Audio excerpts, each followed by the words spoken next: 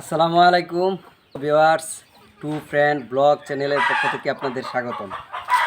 আশা করি সকলে ভালো আছেন। আলহামদুলিল্লাহ আমিও ভালো আছি। তো যেখান থেকে আমার ভিডিও দেখছেন সকলকে ধন্যবাদ।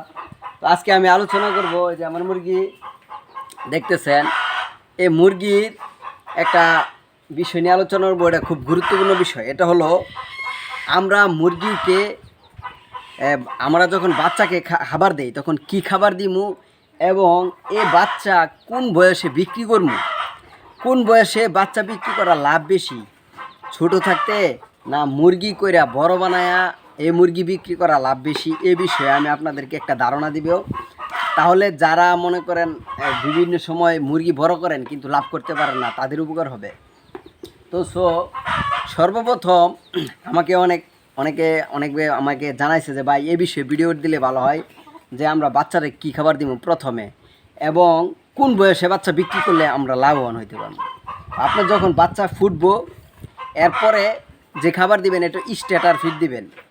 আপনি ব্রয়লার দিবেন না, অন্য কোনো খাবার দিবেন না। স্ট্যাটার ফিডের মধ্যে যে পরিমাণ প্রোটিন ভিটামিন থাকে বড়টার মধ্যে এটা থাকে না।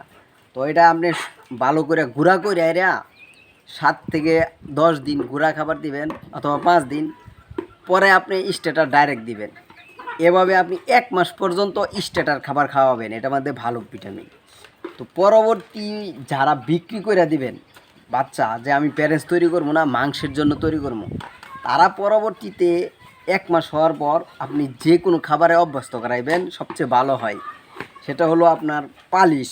আমাদের দেশে যে ধান আর কুড়া একসাথে ভাঙ্গিয়া পালিশ করা হয়, পালিশ, ভুট্টার গুঁড়া, বিভিন্ন কিছু দিয়া, আটা দিয়া, ভুসি দিয়া আপনি একসাথে খাবার তৈরি করে মিক্স করে দিতে পারেন এদেরকে।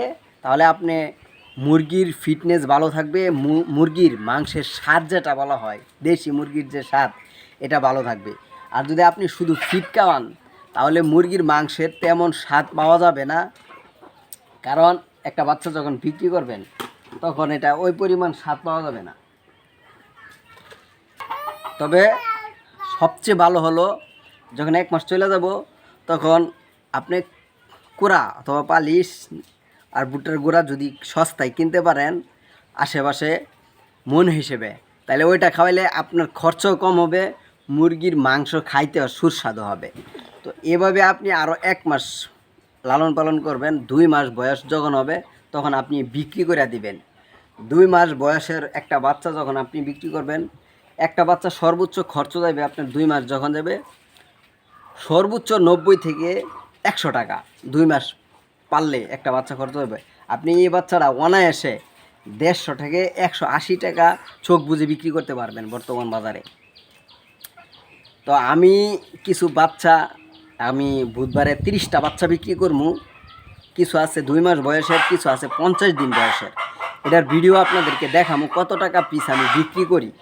তো ওই ভিডিওটা আমি বৃহস্পতিবারে দিমু, বুধবারে বিক্রি করার পরে। তো আপনাদেরকে বলতেছি, যারা বিশেষ করে অনেক মুরগি মাংসের জন্য তৈরি করেন, তারা যদি শুধু ফিট খাওয়ান, আপনি দেখেন 75 টাকা 70 টাকা কেজি ফিট, এই ফিট খাওয়ায় আপনি তেমন একটা লাভবান হইতে পারবেন না। প্লাস এই ফিট খাওয়াই না মুরগি যখন আপনি বাজারে নেবেন তখন পাইকার অথবা এখন মানুষ কিন্তু চালাক, দেখে বুঝতে পারবো যে এটা ফিট খাওয়াই না মুরগি, তখন আপনাকে দাম কম দিবে, নিতে চাইবে না। এই দিক দিয়ে আপনি একটা লসে পড়বেন। তো এই কারণে আপনি মুরগি যখন 1 মাস হয়ে যাব তখন আস্তে আস্তে বাইরে ন্যাচারালিভাবে এভাবে ছেড়ে দেওয়ার চেষ্টা করবেন। ছেড়ে দিলে কি হয়, মুরগিটা প্রাকৃতিকভাবে সে ঘোরাফেরা করতে পারে, আলো বাতাস লাগে, অরিজিনাল যে দেশি মুরগির যে ভাব তার শরীরে থাকে। আর আপনি দেশি মুরগির বাচ্চাই যদি আটকায়া ফিট খাওয়া পালেন, ওটা একটা সোনালি ভাব চলে আসে। আর ফিট খাওয়ানো মুরগি দেখলেই বাজারে নিলে চিনতে পারে।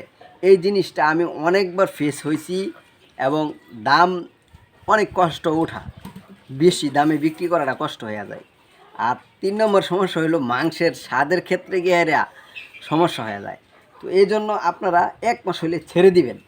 প্লাস কুড়া, গম অথবা বিভিন্ন প্রাকৃতিক পর্যায়ে যদি খাবার খাওয়াইতে পারেন সবচেয়ে ভালো, তাহলে আপনি দামও বেশি পাইবেন আর মুরগির মাংসের স্বাদও ভালো থাকবো। আমি আপনাদেরকে দেখাই।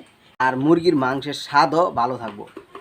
আমি আপনাদেরকে দেখাই, এই দেখেন আমি বড় মুরগি যে ডিমের রানিং মুরগি আছে, কারণ ফিডের অনেক দাম, এই জন্য আমি ছেড়ে দিই। ছেড়ে দেওয়াতে আমি দেখছি ডিমের স্বাদটা ভিন্ন রকম মজা। আগে যে শুধু লেয়ার লেয়ার ওয়ান দিতাম তখন ডিম তেমন মজা লাগতো না। এখন মুরগিকে আমি বাইরে চলে ঘাস খাইতেছে, পোকামাকড় খাইতেছে, প্লাস আমি কিছু খাবার দেই না যেমন না, কিন্তু বেশিরভাগ খাবার তারা ঘুরে খাবার কারণে তাদের যে ডিমটা একটু বড় সাইজের হয় এবং কি ডিমটা সুস্বাদু বেশি। ফিট খাওয়ায় না ডিমের থেকে ওই ডিমটার মজা একটু আলাদা বেশি। আমার বাচ্চারাও বলে যে এই আবু ডিমে স্বাদ বেশি, আর ফিট খাওয়ায় না ডিমের স্বাদটা কম থাকে। তো এই কাজটা যদি করেন তাহলে দুইটা লাভ। একটা হলো আপনার মুরগি প্রাকৃতিকভাবে অনেক সুস্থ থাকে, আপনি ওষুধ মেনটেন করেন যদি সমস্যা দেখেন, আর এভাবে থাকলে মুরগির যে বডি ফিটনেস দেখতে সুন্দর দেখা যায়, আর নাইলে টুকরা টুকরি করে এলোমেলো চেহারা দেখা যায়। আর আমি তো বারবার বলছি, একই কথা বলি, যারা ছাইরা পালতে পারেন মুরগি, দেশি মুরগি, তারা এই প্রজেক্টে আসবেন, খামার করে আর লাভবান হইতে পারবেন। আর যদি ছাড়ার জায়গা না থাকে, কোশ্চিন কালেও দেশি মুরগি আপনার লালন পালন করে তেমন একটা লাভবান হইতে পারবেন না। ক্যাশ কাটাইতে হবে বেশি, লাভ হইব কম। তো আমি এই যে দেখাই, এই যে দেখেন মুরগিগুলো, এই যে দেখেন তারা এখানে ময়লা আছে, কিছু ময়লা ঠুকরা, ময়লার নিচে পোকামাকড় বিভিন্ন কিছু আছে, এগুলো ঠুকরা খাইতেছে। এই যে দেখেন, আর এখানে আমার বাচ্চা আছে, এই যে কোড়া দিতেছে, এই কোড়া দিতেছে মুরগিরে, কোড়া টুকরা খাইতেছে। আর এই যে টাইগার মুরগি দেখেন, টাইগার মুরগি আপনি যদি দেশি মুরগির মতন পালেন তাহলে এরা আরও বেশি খায়, এরা আবার সুন্দর করে ঘুরে ঘেরা বাইরে চলে যাবে, খাবে, মানে কোনো ভেজাল নাই। এই যে দেখেন আমি দেখাই, আমি বাইরে গেট খোলা আছে, এই যে দিক দিয়া আমার মুরগিগুলো, এই যে দেখেন, এই যে টাইগার মুরগি বাইরে সম্পূর্ণ খোলা, একদম কোনো আটকানি নাই ওরা। এই যে দেখেন এখানে কিছু মুরগি আছে একদম খোলামেলা, এই যে খাবার খাইতেছে একদম ন্যাচারালিভাবে। আমি এই ছেড়ে দেওয়ার কারণে এরা ঘাস, এই যে প্রচুর ঘাস, বৃষ্টি হওয়ার কারণে ঘাস হয়েছে, বাইরের সাইডে ঘাস খাইতেছে, প্লাস পোকামাকড় বিভিন্ন কিছু খাইতেছে। এতে আমার কি, আমার খরচ একেবারেই কম এবং মুরগিগুলো খুব সুন্দর ভালো থাকে। আবু এখান থেকে চলেও মুরগি আসবো। এ দেখেন এদিক দিয়ে কোনো বেড়া নাই, কোনো কিছু নাই, একদম খোলামেলা। এখানে এই যে রাস্তা ছিল আগে, এই রাস্তাটা যে কোনো একটা কারণে জমির একটা এনিয়া এটা কাইটা ফেলাইছে, এদিক দিয়ে রাস্তা আমার বন্ধ এখন। তো এই যে এই গেন্ডারি ক্ষেত, তো এই যে রাস্তা ছিল আপনারা যারা আগে দেখছেন, তো এই যে এখানে খোলা, কিন্তু আমি এখানে ফিলার গাড়ছি, এই পুরাটা ঘের দিয়া দিমু যাতে বাইরে যাইতে না পারে, ভিতরেই ঘাস খাইতে পারে।